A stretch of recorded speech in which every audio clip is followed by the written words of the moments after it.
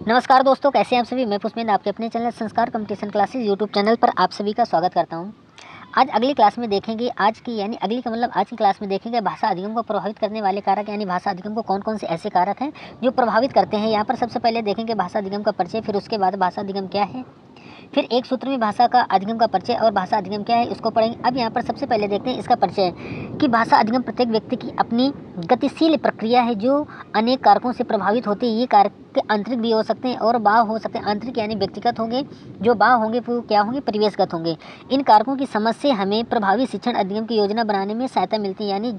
यानी जो वातावरण के यानी व्यक्तिगत और बाह्य कारक हो गए उनसे हमें यानी शिक्षण अधिगम की योजना बनाने में क्या मिलती है, सहायता मिलती है।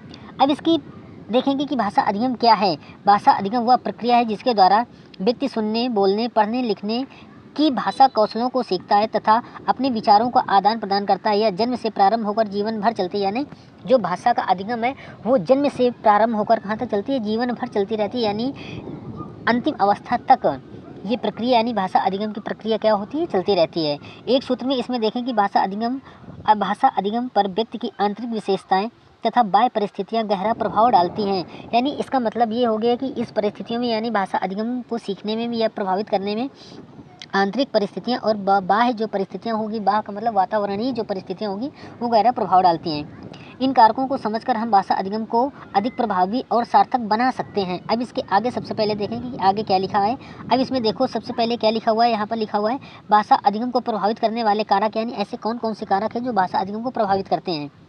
तो यहाँ पर सबसे पहले देखेंगे आंतरिक कारक। आंतरिक कारक का मतलब व्यक्तिगत कारक होंगे। इसमें बौद्धिक क्षमता होगी, यानी जितनी आपकी बौद्धिक क्षमता होगी उतनी ज़्यादा आप क्या करोगे, भाषा सीखोगे। यानी इसका ये पूरा का पूरा माइंड मैपिंग पर आधारित होता है। फिर दूसरी जो है आयु, यानी एक अवस्था के हिसाब से गति करने की क्षमता आपकी क्या होती जाती है, बढ़ती जाती है और भिन्न भिन्न होती जाती है।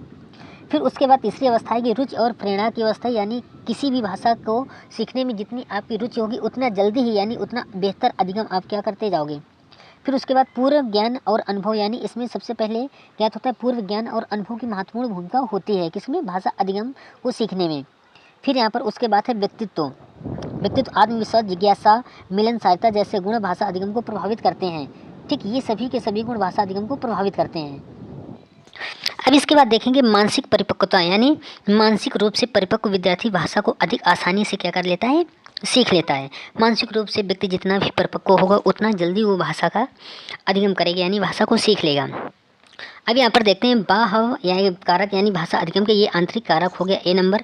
अब इसी का बी नंबर देखेंगे बाह्य कारक क्या क्या हो सकते हैं। बाह्य कारक का मतलब वातावरणीय कारक या भी परिवेशगत कारण। ठीक, उसमें पहला कारण क्या हो, परिवार का वातावरण, यानी परिवार में भाषा का प्रयोग, बातचीत का माहौल और प्रोत्साहन अधिगम को बढ़ाते हैं। यानी जिस प्रकार की आपके परिवेश या परिवार या वातावरण की भाषा होगी बच्चा वैसे ही सबसे पहले भाषा सीखेगा। फिर दूसरा आता है सामाजिक, यानी समाज में भाषा का व्यवहार, साथियों से संवाद और सांस्कृतिक परिवेश प्रभाव डालता है। यानी बच्चे जब यानी साथ में खेलते हैं तो वो विभिन्न प्रकार की यानी एक बालक किसी दूसरे बालक की भाषा सीखता है और दूसरा बालक किसी तीसरे बालक की भाषा सीखता है। फिर उसके बाद आता है विद्यालय का वातावरण। ये सबसे महत्वपूर्ण भूमिका निभाता है विद्यालय का वातावरण। इसमें योग्य शिक्षक होगा, शिक्षण विद्यार्थियों होगा और कक्षागत होगा, गतिविधियाँ होगी और समृद्ध वातावरण को प्रोत्साहन करना ही क्या होता है, विद्यालय का सबसे महत्वपूर्ण कारण होता है। अब इसके बाद देखेंगे शिक्षक की भूमिका, यानी बाह्य परिवेश में शिक्षक की भूमिका क्या होगी। शिक्षक की भाषा, दक्षता, रवैया, प्रोत्साहन और उचित मार्गदर्शन का महत्व प्रभाव डालता है। ठीक, उसके बाद शिक्षण विधि एवं सामग्री, यानी उपयुक्त शिक्षण विधि, रोचक सामग्री, दृश्य श्रव्य सामग्री, यानी जो देख के भी सुन सके, पढ़ सके, और दृश्य यानी देख के और श्रव्य यानी सुन के, इन गतिविधियों का भाषा अधिगम को सरल बनाती है। उसके बाद भाषा का प्रयोग अवसर, यानी कक्षा में बच्चे को जितना ही भाषा प्रयोग का अवसर दिया जाएगा वो उतने ज़्यादा क्या करेगा, इसको सीखेगा। फिर अब इसके आगे देखते हैं आगे क्या हो जाएगा। अब यहाँ पर देखो भाषा अधिगम को प्रभावी बनाने के उपाय क्या क्या हो सकते हैं। यहाँ कितनी भाषा अधिगम को कैसे प्रभावी बनाया जा सकता है। विद्यार्थियों की रुचि और अभिप्रेरणा को बढ़ाकर, फिर सार्थक, रोचक और सहभागिता पूर्ण शिक्षण विद्यार्थियों को अपनाकर, फिर समृद्ध भाषा वातावरण का निर्माण करके, फिर अध्यापन में विविध सामग्रियों और तकनीकियों का प्रयोग करके, फिर व्यक्तिगत भिन्नताओं को ध्यान में रखकर इस आधार पर भाषा अधिगम को प्रभावी बनाया जा सकता है। फिर यहाँ पर ध्यान देने योग्य बातें हैं, कोई भी विद्यार्थी समान नहीं होता है।